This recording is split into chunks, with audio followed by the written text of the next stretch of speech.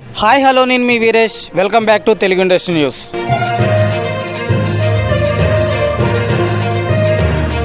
నా వీడియో చూస్తున్న మీకు థ్యాంక్ యూ సో మచ్.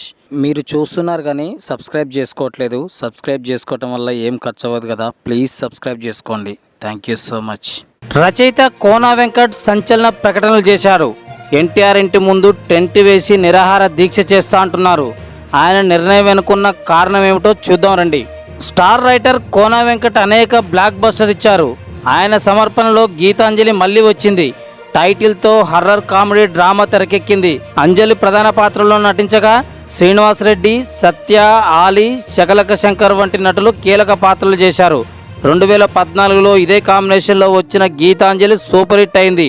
ఈ సిరీస్లో తెరకెక్కిన రెండో చిత్రం గీతాంజలి మళ్ళీ వచ్చింది. ఈ చిత్రానికి శివ తూట్లపాటి దర్శకత్వం వహించాడు. ఏప్రిల్ 3న గీతాంజలి మళ్ళీ వచ్చింది. చిత్రం ట్రైలర్ విడుదల చేశారు. ఈ సందర్భంగా కోన వెంకట్తో పాటు చిత్ర యూనిట్ మీడియా సమావేశంలో పాల్గొన్నారు. కోన వెంకట్ మీడియా ప్రతినిధులు అడిగిన కొన్ని ప్రశ్నలకు సమాధానం చెప్పారు. కాగా ఎన్టీఆర్తో అదృష్టు చేస్తారని ఆయన బల్లగుద్ది చెప్పారు. కోన వెంకట్ కామెంట్స్ ఇంత ఆసక్తి రేపాయి. 2010లో విడుదలైన అదుర్ సూపర్ హిట్ కాగా వివి వినాయక్ దర్శకత్వం వహించగా కోన వెంకట్ రచయితగా పనిచేశారు. అదుర్స్ మూవీలో ఎన్టీఆర్ డ్యూయల్ రోల్ చేశాడు. ఓ పాత్రలో బ్రాహ్మణుడిగా నటించి మెప్పించాడు. అదుర్ సినిమాకి NTR Brahmanandam comedy track highlight అని చెప్పాలి. బ్రాహ్మణుడి పాత్రలో ఎన్టీఆర్ అద్భుతంగా నటించాడు. అదృష్టం ఉంటుందని చాలా కాలంగా ప్రచారం జరుగుతుంది. తాజాగా కోన వెంకట్ మాట్లాడాడు. అదృష్టం ఖచ్చితంగా చేశాము. అవసరమైతే ఎన్టీఆర్ ఇంటి ముందు టెంట్ వేసి పిలక పెట్టుకొని నిరాహార దీక్ష చేస్తానని చెప్పాడు. ఎందుకంటే ఎన్టీఆర్ చేసిన చారీ పాత్ర టాలీవుడ్లోనే కాదు, ఇండియాలోనే ఏ నటుడు చేయలేడు. స్లాంగ్ నుండి బాడీ లాంగ్వేజ్ వరకు ఎన్టీఆర్ అద్భుతంగా చేశాడని అన్నాడు.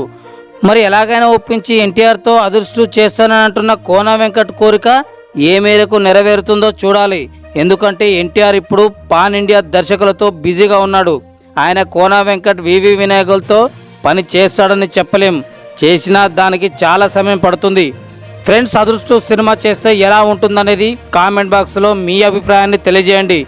ఈ వీడియో మీకు నచ్చినట్టయితే లైక్ చేయండి, షేర్ చేయండి, మన ఛానల్ని సబ్స్క్రైబ్ చేసుకోండి. ఇప్పటికి ఇదే న్యూస్. నెక్స్ట్ వీడియోలో మళ్ళీ కలుద్దాం. చూస్తూనే ఉండండి తెలుగు ఇండస్ట్రీ న్యూస్.